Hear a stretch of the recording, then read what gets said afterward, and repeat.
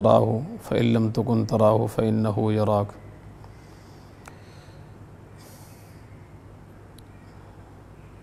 حدیث جبرائیل کی تشریح چل رہی تھی۔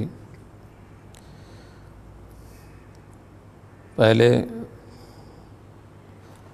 حدیث کے پہلے حصے میں آداب کا تذکرہ تھا اور دوسرے حصے میں جو سوالات حضرت جبرائیل علیہ السلام نے کیے ان کے جوابات آپ صلی اللہ تعالی علیہ وسلم کی زبانی آپ کی زبان مبارک سے ہوئے، ان کا تذکرہ ہوا۔ پہلا سوال حضرت جبرائیل علیہ السلام نے یہ کیا، اخبرنی عن الاسلام، مجھے اسلام کے بارے میں آگاہ فرمائیے۔ تو رسول اللہ صلی اللہ تعالی علیہ وسلم نے ارشاد فرمایا کہ ان تشہد ان لا الہ الا اللہ وان محمد رسول اللہ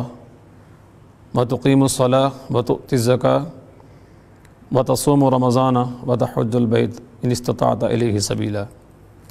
سارے احکامات کا تذکرہ فرمایا اور پھر انہوں نے پوچھا کہ اخبرنی عن الایمان، ایمان کے بارے میں آگاہ فرمائیے۔ تو رسول اللہ صلی اللہ علیہ وسلم نے فرمایا ان تؤمن باللہ وملائکتہ وکتبہ ورسلہ۔ اسی طریقے سے آپ نے ساری جو بات ایمان کے بارے میں تھی ارشاد فرمائی کہ تقدیر پر بھی ایمان لاؤ، اللہ پر، اللہ کے رسول پر، کتابوں پر اور تقدیر کے اوپر۔ اور پھر آخری جو سوال، تیسرا جو سوال تھا وہ یہ تھا اخبرنی عن الاحسان، کہ احسان کے بارے میں آگاہ فرمائیے۔ آج کا جو ہمارا سبق ہے یا جو آج ہم نے اس حدیث کے جس حصے کی تشریح کرنی ہے وہ احسان ہے۔ اور نبی کریم صلی اللہ تعالی علیہ وسلم نے فرمایا ان تعبد اللہ کأنک تراہ فإن لم تکن تراہ فإنہ یراک، کہ تو اللہ کی عبادت اس طرح کر گویا کہ تو اللہ کو دیکھ رہا ہے۔ اگر یہ ممکن نہ ہو،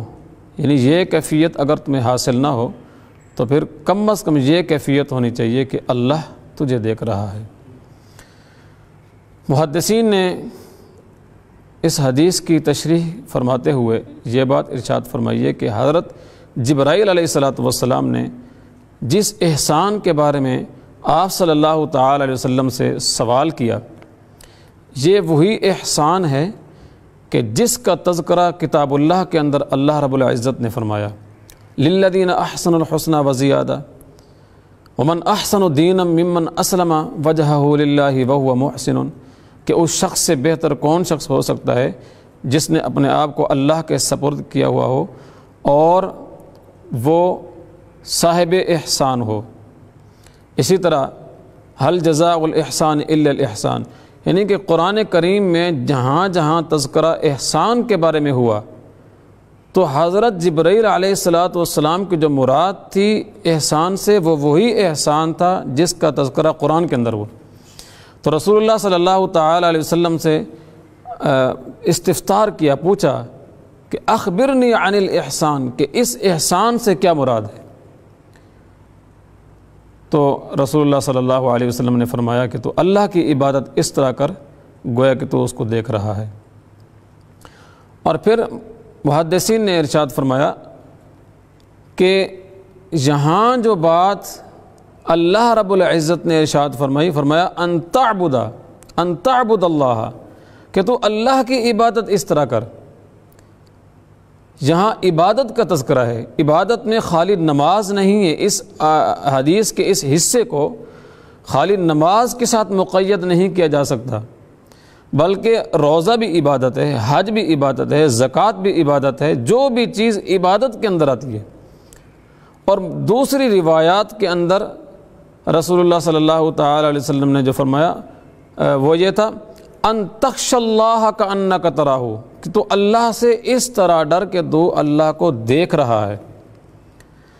اور ایک روایت میں آتے ان تعمل للہ کأنک تراہ، کہ تو کوئی بھی کام اللہ کے لیے اس طرح کر گویا کہ تو اللہ کو دیکھ رہا ہے۔ مطلب یہ ہے کہ زندگی کے ہر لمحے کے اندر حضور قلب نصیب ہو، اللہ کی ذات کا استحضار نصیب ہو کہ جو کام میں کر رہا ہوں وہ اللہ کے روبرو ہو کے کر رہا ہوں۔ تو فرمایا احسان یہ ہے کہ ان تعبد اللہ کأنک تراہ فإن لم تکن تراہ فإنہ یراک۔ پھر حضرت شاہ عبدالحق محدث دہلوی رحمۃ اللہ علیہ اپنی کتاب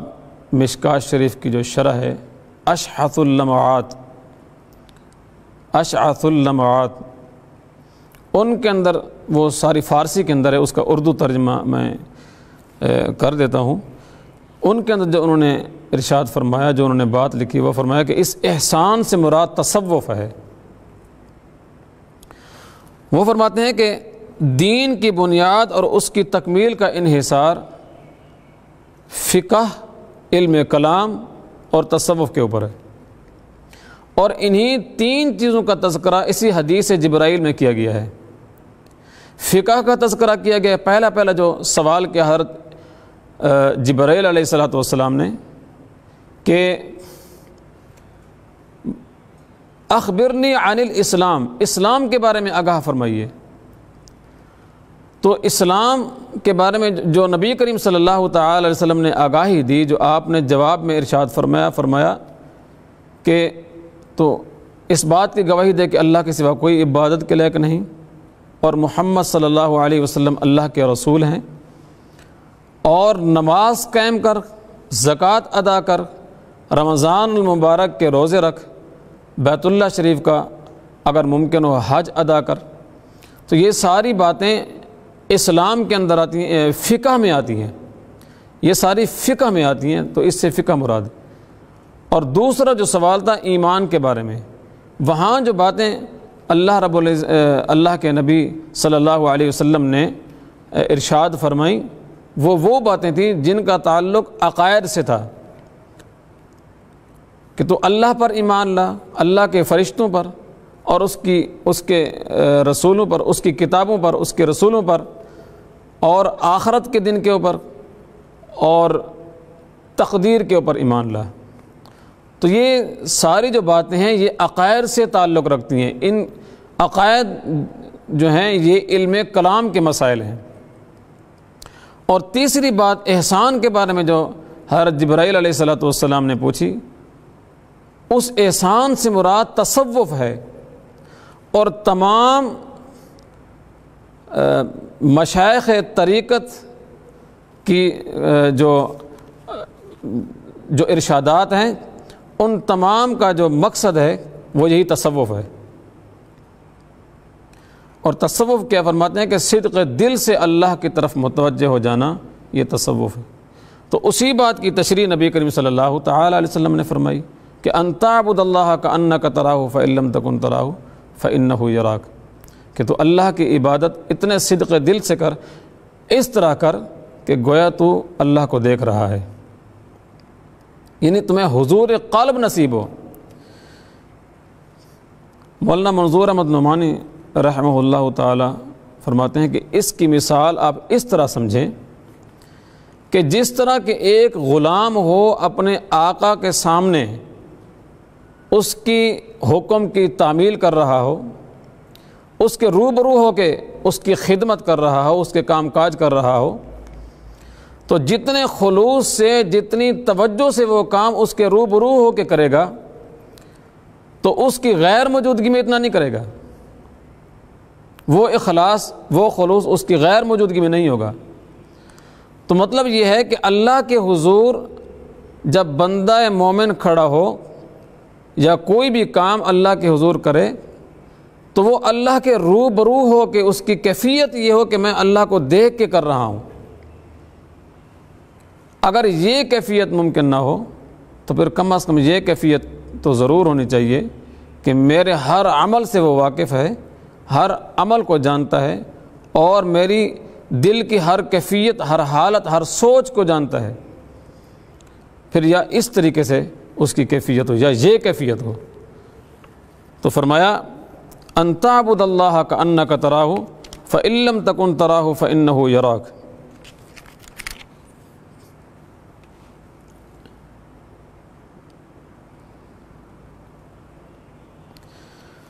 اور حضرت مولانا الیار خان رحمۃ اللہ علیہ نے فیض الباری کے حوالے سے ایک عبارت نقل کی ہے، فرمایا کہ ان الاحسان ينقسم الى حال وعلم، کہ یہ جو احسان ہے اس کو تقسیم کیا جاتا ہے حال اور علم کے اندر۔ اس کی تشریح میں فرماتے ہیں کہ تصوف جو ہے یہ خالی کتابیں پڑھنے سے یا ان کی معلومات حاصل کرنے سے کوئی بندہ عارف باللہ نہیں بن جاتا، کوئی اللہ کی معرفت حاصل نہیں کر سکتا، بلکہ فَإِنَّ مُشَاهِدَةَ الْحَقِّ بِقَلْبِهِ كَأَنَّهُ يَرَى، بلکہ اس کیفیت سے گزرنا پڑتا ہے کہ حق کا مشاہدہ کرنا، دل جو ہے وہ حق کا مشاہدہ کرتا ہے ایسے جس طرح کہ وہ اللہ کو دیکھ رہا ہو۔ تو فرماتے ہیں کہ یہ جو کیفیت ہے